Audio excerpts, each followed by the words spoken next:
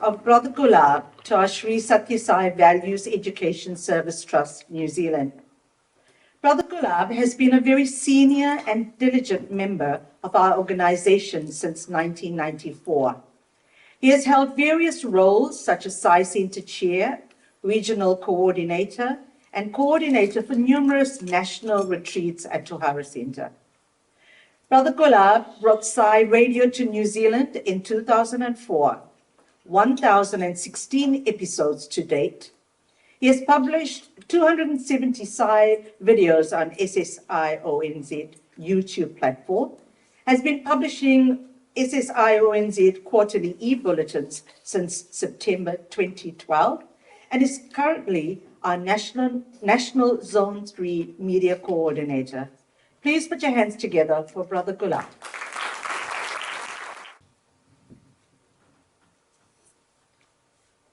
My dear Swami, with heartfelt gratitude, I acknowledge the strength and determination that brings from your grace, shaping every edge of my being. I owe all that I am to you. I pray for your everlasting presence to clarify my path further. In humble respect, I offer my pranams to our Divine Lord. Saram, dear brothers and sisters, it is with profound devotion that I stand before you today on this sacred occasion of ARADHANA Day. ARADHANA Day holds profound significance, marking the departure of our beloved Sai from his physical form in the year 2011. His physical presence hasn't diminished his eternal presence in our hearts and lives. Aradhana, a Sanskrit term signifying the act of worship or offering prayers to God, coupled with grand festivals, captures the essence of this day today. Devotees worldwide loving offer their prayers to embodying Satya Sai teachings. Moreover, the day is also celebrated as World Human Values Day by the SSSIO. A number of cities embodying his teachings and living the 5 human values that you all know: truth, right conduct, peace, love, and non-violence. And this is the Work for Values project. Some of you might remember that in the year 2009, we did the first project and we walked along Queen Street. Living with Sai is an ongoing journey of expressing the essence in our everyday lives. Let us embark on this journey together, exploring what it truly means to live with Sai.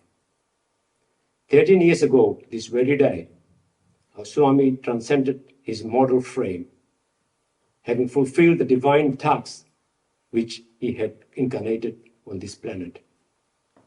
Though he may no longer grace us with his physical presence, he continues to guide and lead us along the ethical path. On this sacred occasion, let us contemplate the sheer fortune bestowed upon us and express our profound gratitude for being chosen to be drawn into his divine fold. He taught us the oneness of all religions and reminded us of the brotherhood of man, urging us to love all, serve all. Then how can we display our respect and gratitude to Swami? His expectation from us was simple: to amplify noble qualities, foster brotherhood, and serve society with pure heart. The only thing he wants from us is a transformation of our heart so that we may progress into better human beings. Now I'd like to share something which you're not going to find in the internet today, but you might find it next week if that machine doesn't pack up on me. How I found my path of living with Swami. This was a request from Sister Santa. It all began in 1978 when I was a land surveyor in Fiji. I was approached by the then chairman of the Bhagwan Sri Satya Sai Seva Samiti in Suva, and they wanted to build a home on Turek Road. So I, being the only Gujarati surveyor in Fiji at that time, he found about myself, so he approached me, he said, can you do a free service? I said, no problem. So we went in the weekend, it was a rainy day. We completed the topographical survey of the property where they wanted to build a home. And then I received a very heartfelt letter from Mr. Desai, the chairman. As you know, he was the owner of the Desai bookshops in Fiji. And the letter says, in spite of the rainy weather, you had no objection whatsoever, and in these circumstances carried out the survey without any hesitation. We pray to Bhagwanji to grant his blessings and that you may live in his midst of Sai Kripa at all times. This was the first time I saw a picture of Swami in that letter. I just filed the letter away. But if the internet was available at that time, I would have Googled and find out who is this Bhagwanji. It was then in 1980, I was invited to a friend of mine for a cup of tea, and there I saw a huge picture of Swami. Again, it just slipped through my mind. Okay, I didn't pay attention to it.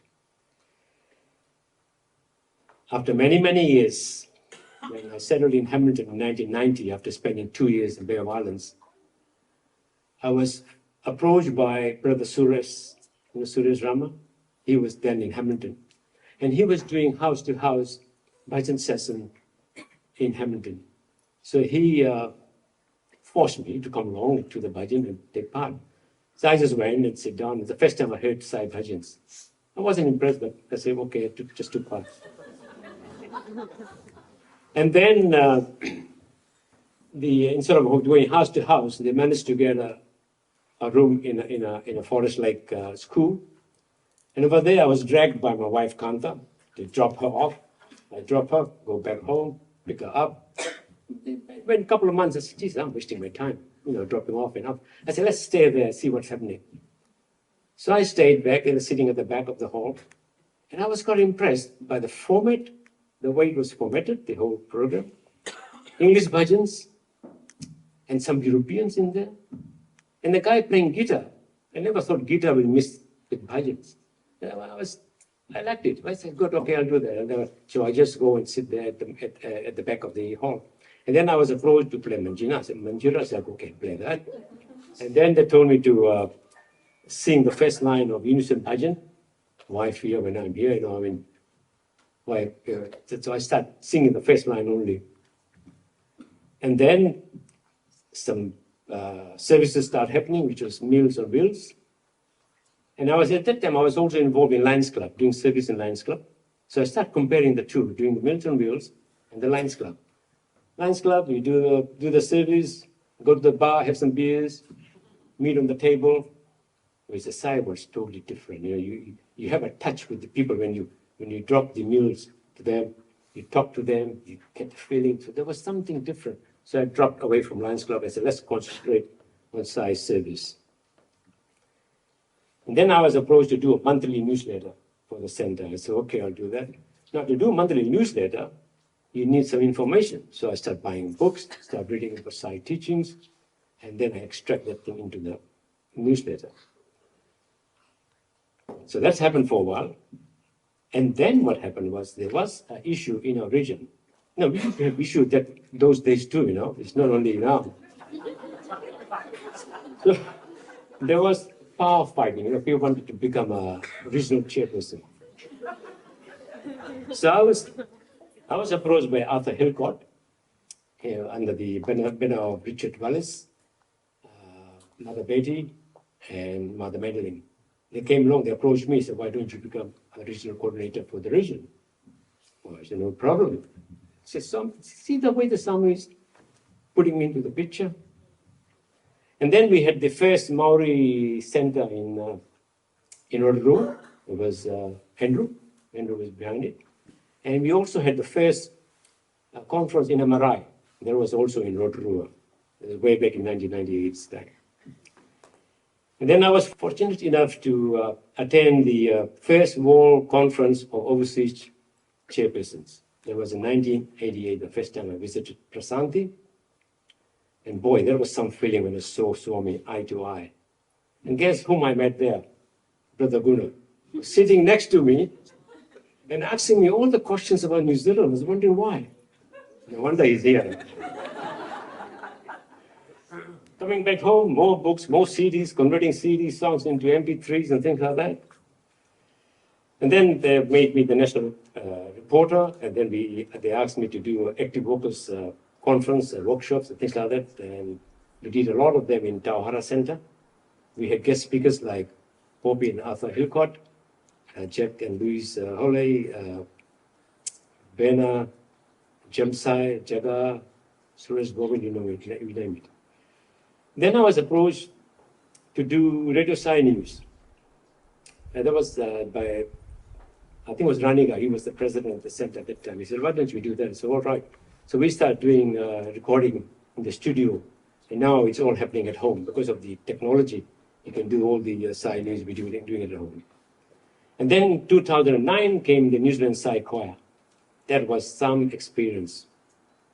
You know, we were sitting right on the dais where there is now Samadhi. And this material, this dog is made of material Swami gave to us on the Samadhi of 2009. So this is something very close to my heart.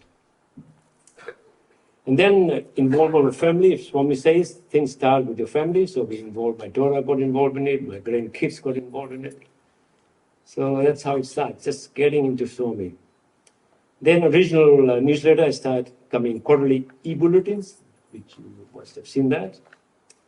And then they asked me to do all the interviews of senior citizens, senior Sai citizens.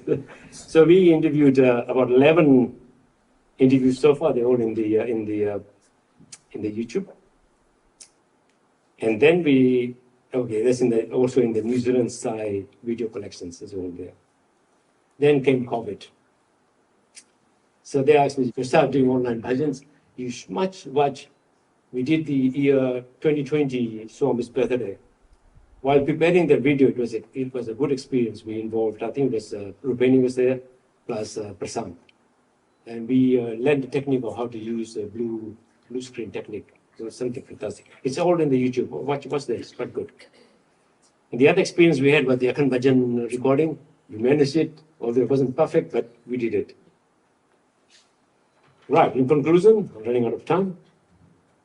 Living with Sai is a many-sided journey of spiritual growth and transformation. It entails practicing love, cultivating inner peace, serving mankind, upholding moral values, and surrendering the divine will. As we observe ARADHANA Day, let us recommit ourselves to living his teachings every day, ensuring that his legacy continues to inspire and guide us in a spiritual journey. As Sai devotees, it is incumbent upon us to wholeheartedly support and contribute our love, good faith, best efforts, and ensure that Sri Sathya Sai International Organization continues to serve as a beacon of selfless love and service in the world. Brothers and sisters, let us remain united and work hand in hand to fulfill the mission of Sri Sathya Sai. Swami was entrusted with us sufficient work, and with his divine guidance, no challenge is impossible. On this ARADHANA Day, let us take a moment to reflect on the profound impact of Sri Sathya Sai's transition from his physical form on each of us individually. Now, may I request everyone to close your eyes for a while and journey back to the moment when news of his departure reached you. Recall the emotions that rose within you and sense of loss, perhaps mingled with confusion and or disbelief. For many of us, it was a moment of profound sadness, as if a guiding light had been taken away from our lives. Now you may open your eyes and remember that although Sai Baba may have left his physical form, his spirit remains ever present among us, in this very hall, in our hearts, and in the countless ways He continues to touch our lives. Sai Baba is here, guiding us, inspiring us, and showering us with the boundless grace.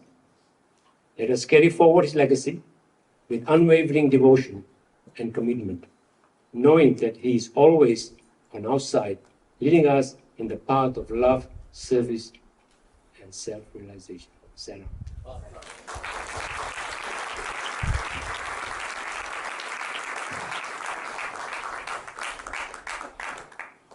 Thank you, Brother Gulab, for sharing with us your experiences, your journey, and your continued growth in our SSIO organization. And I know that we all have our paths to fulfill. Thank you for talking about transformation of our hearts. And thank you for inspiring us to continue the work of Swami.